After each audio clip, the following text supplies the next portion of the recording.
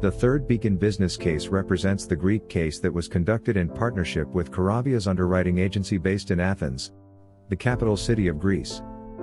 The case focuses on flood insurance. Throughout this video, the specifications and results within the Greek use case will be showcased. The Greek use case has been implemented in order to approve crop damages caused by flood and validate the accuracy of the Beacon damage assessment calculator component. Karavias provided crop damages originated from Thessaly region. Thessaly is a lowland area located in central Greece. It is a closed geographic region with mountainous borders on three sides.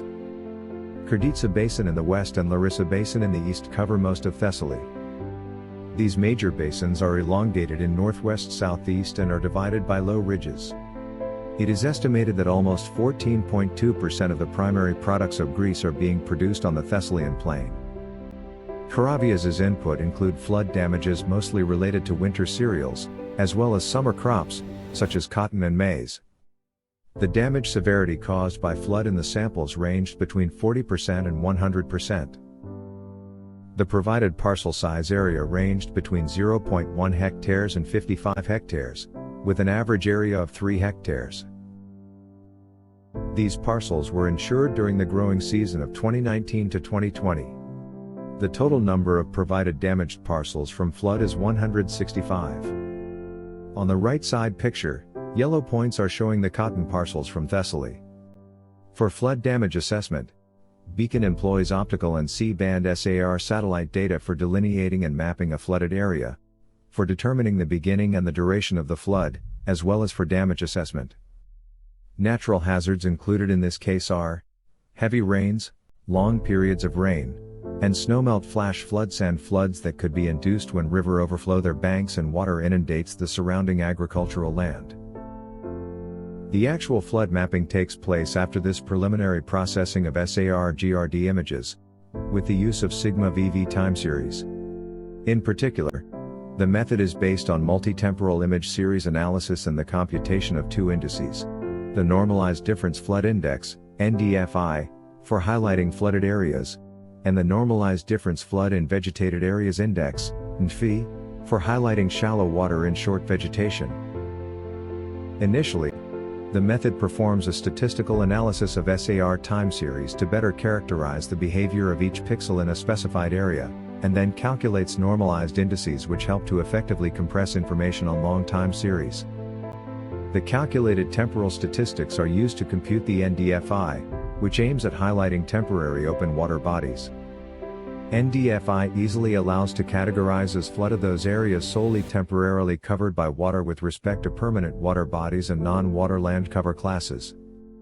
Normalizing the difference, NDFI assists in defining a threshold for values between 0 and 1 to mask the inundated areas and calculate the flood extent. On the other hand, NFI is computed to detect shallow water in short vegetation.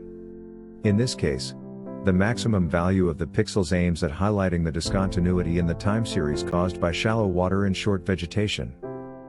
The difference with the mean value highlights only those pixels that experience a strong increase in their backscatter.